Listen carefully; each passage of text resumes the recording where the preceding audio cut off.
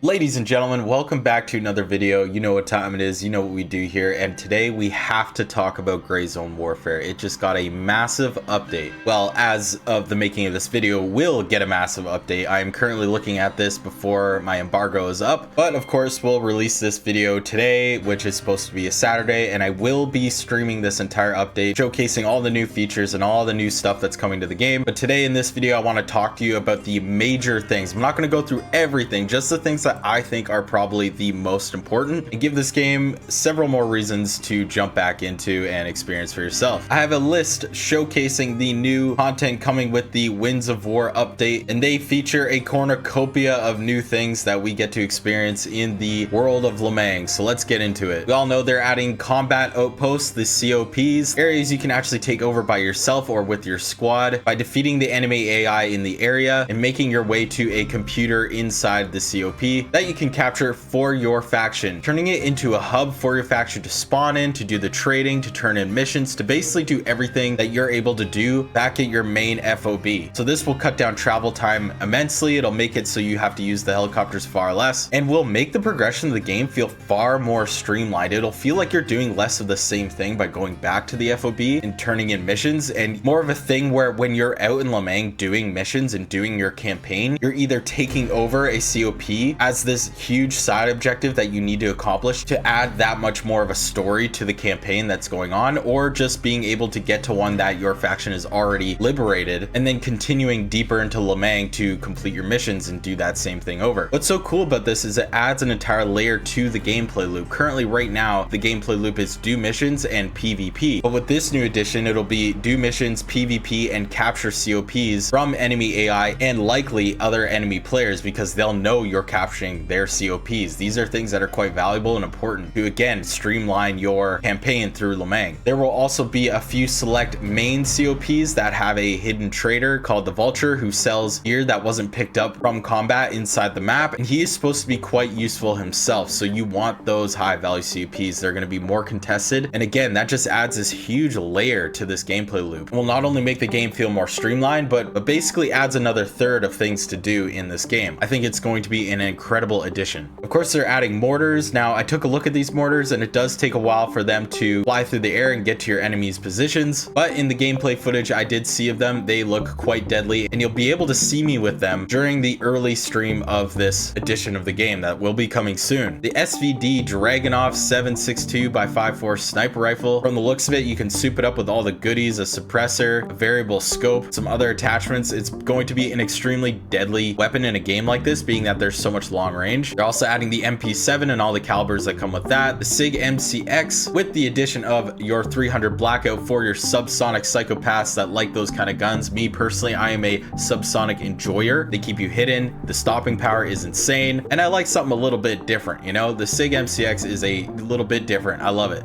Very good gun. They're also adding another Mosin Nagant carbine, the Beretta M9A1, the Colt Combat Commander. Of course, the new ammo types is the 4.6x30mm for that MP7, and of course the 300 AAC blackout calibers for the SIG MCX. Another big one is smooth zoom for scopes. This is something that I really like from the modded Stalker games. Zooming and using scopes so much easier. I'm hoping there's going to be less of a delay than it is right now. It's going to automatically zoom as you scope in on enemy heads. It's going to make it feel far more easier because, like I said, less of a delay, and you'll be able to keep an eye on that enemy as you smoothly zoom in. Something that was super refreshing when it came to Tarkov and super refreshing in Stalker Gamma. Really love that feature. They're adding awesome new injury types like guts and organs and things like that. If you shoot somebody in the gut, they're going to react, including NPCs. They're going to feel a lot less like you're shooting them and they don't even react. I think that's a ridiculous immersion breaking aspect about most AI in other games, and this will help tremendously by adding way more of a reaction getting shot, as you should. Whether you're wearing body armor or not, you're getting shot, and any sort of kinetic force or a direct shot to your stomach is going to fuck you up. So that's important that they added this to the game. They added a really cool quality of life feature in the locker sorting, where you can actually sort things by the unique item types, and they will split them like in the locker, so you don't actually have to do that yourself, or you can just organize things in the Tetris way by clicking auto sort, where it all just kind of shoves everything up at the top. It's amazing to have both of these options now, so you don't actually have to like drive yourself crazy looking for anything too specific. If you want magazines, they're gonna put all your magazines together. If you want gun attachments, they'll put all the gun attachments together. Again, something that will streamline your campaign throughout Gray Zone Warfare. They're also adding the PvP conflict zones. When you get into an engagement with an enemy, a circular zone will appear in between where you engage that enemy on an open world map that every faction can see, so they know PvP is happening there. Like I said, it will happen in between the engagement, so it'll be relatively small compared to the map. Say you snipe somebody from really far and you end up hitting them, that PvP circle will appear in the middle of both of those operators. Those PvP circles will last about 10 minutes, and I'm a little bit split on this. Like, should everybody know everything that's going on all the time in this game? Probably not. It's a bit more of a realistic military style shooter. Having this here feels a little bit gamified, but at the same time it kind of makes sense. Say you get into a firefight, you would radio coordinates to your team, so it kind of makes sense. But the fact that it just appears on the map instantly is like, whoa, PvP's right there, go assist that guy right now. Like, it's just, there's no lag time or anything. But I think overall it's good. For me, I get confused when combat starts to happen. This way I'll know which area to really like look at when I'm trying to assist somebody, so it'll help me a little bit. But this one will be a bit of a controversial addition to the game, I think. Another huge one is realistic weather systems. I've seen this, it looks absolutely incredible, especially in Unreal Engine 5, and this won't be the end to the system. They're adding, what we're getting with Winds of War is a fog effect and then heavy rain and storm effects that will cause rivers to go up. It'll cause realistic water physics to flow through streets. But in the future, they want more of a flooding aspect to be happening. Like in the rice fields will completely flood out and you won't actually be able to go into them, or the rivers will actually begin to overflow and go onto bridges and things like that. It's something that they're really working on and will tweak a lot into the future, but as it currently is, it looks amazing and will actually affect visibility and your gameplay style quite a lot, because heavy rain and lightning will also impede volume a lot. You can't hear footsteps as easily, you can't hear gunshot direction as easy. It's going to add way more of a dynamic to the gameplay, and again, that adds not as much of a layer as the COPs do to the gameplay loop, but adds a thin layer to that gameplay loop. It is another addition that adds dynamicism, which is crucial to extraction shooters to keep your campaigns, whatever it is, whatever you're doing, missions, PvP, completely different every time you engage with it. Again, another note that these devs are working on is dynamicism, which is such a key ingredient in games like this, and tells me they know exactly what they're doing. But I'm a little bit biased because I love weather effects in games, I love immersion in games, and weather is a big thing for me personally. But for others, of course, you're just gonna be annoyed it's raining all the time or something like that. I understand it might not be everybody's thing, but for me, weather is realistic, it's totally immersive, and I am a huge fan of it, especially the way it looks in Unreal Engine 5. Looks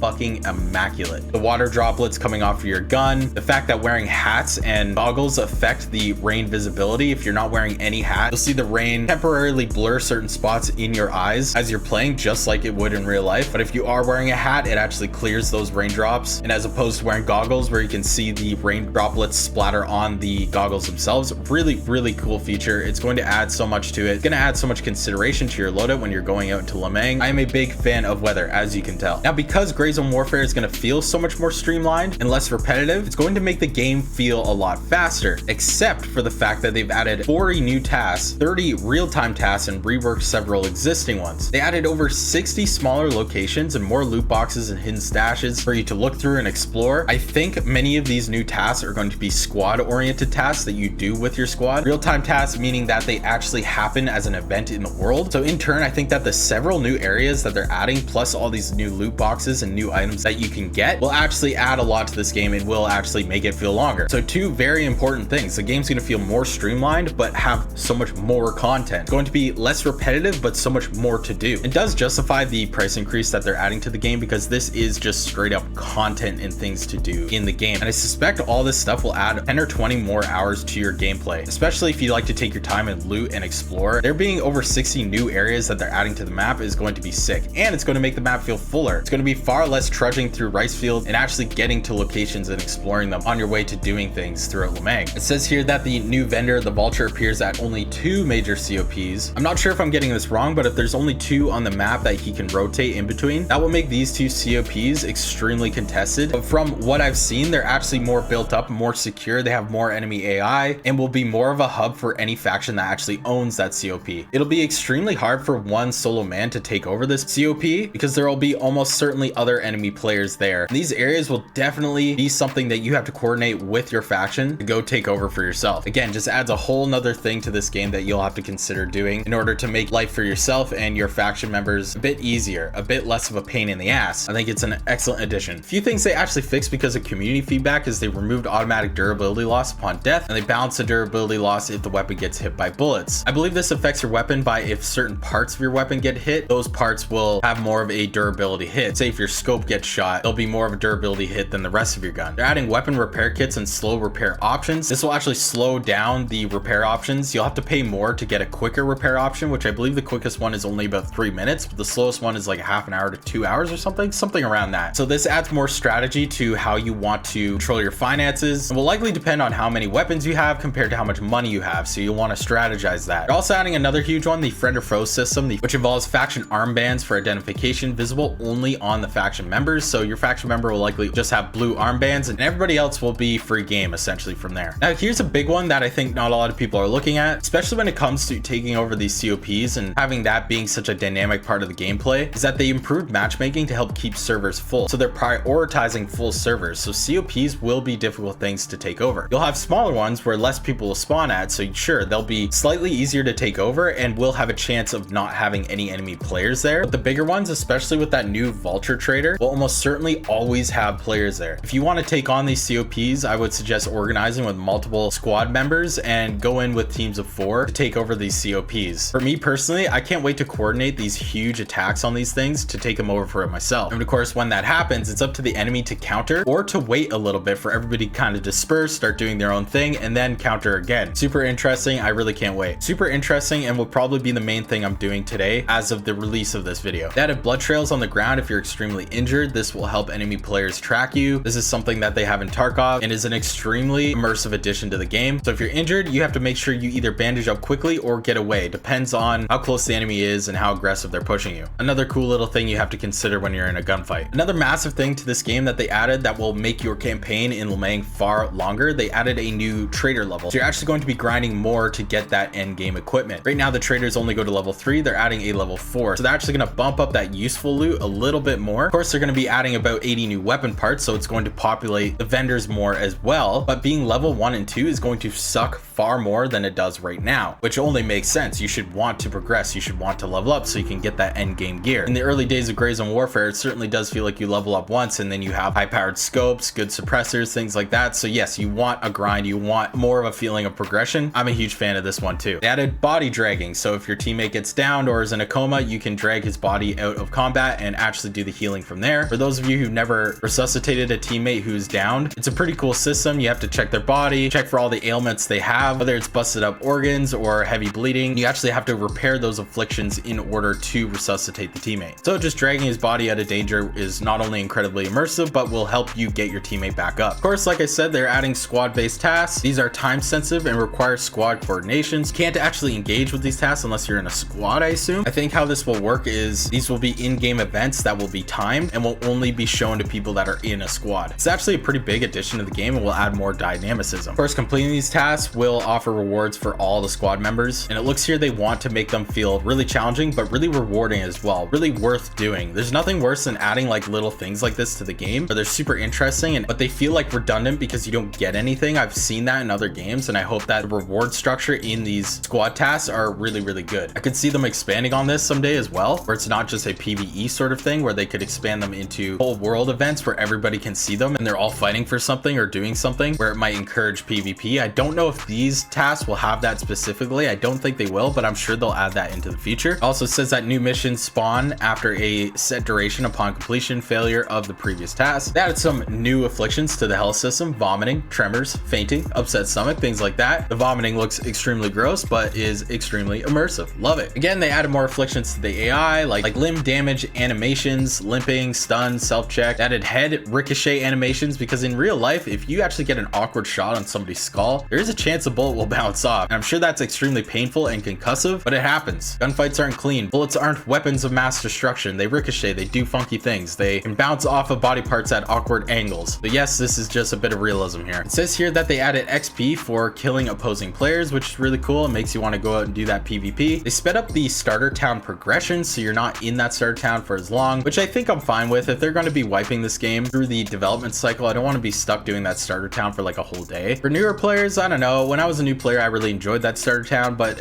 I mean, they probably didn't cut that down too much. So I think it's overall a good change. And it just says here revamped of storyline progression. I think they added more quests into the world of Lemang and less in the starter town, so that makes sense. Of course, you can complete and accept tasks without returning to base. You can do everything from the COP that you capture captured or that your faction owns. And another feature in this game that's not so big is the air tag thing that you can actually put onto weapons and equipment. So if you die, you spawn back to a COP, perhaps it's closer to your body, you can see exactly where your body is or where the gear is. And if you're killed by an enemy player and they pick up that gear, you'll see exactly where they are at all times until they either get back to their base and store your gear or sell it all together. As you can imagine, this sets up unique gameplay opportunities such as ambush or just a chance to get your gear back, especially if they don't notice there's an air tag on your equipment. But there'll be an indicator, so they will likely notice, but it is a small indicator, so some people might not. So it's worth going back and getting your equipment if you can. So guys, this is the major stuff that they've added to the update. Is this an absolute and complete game changer? Not exactly, but honestly, it's super close. The huge addition of COPs and weather is just something that will change the world of Gray Zone Warfare so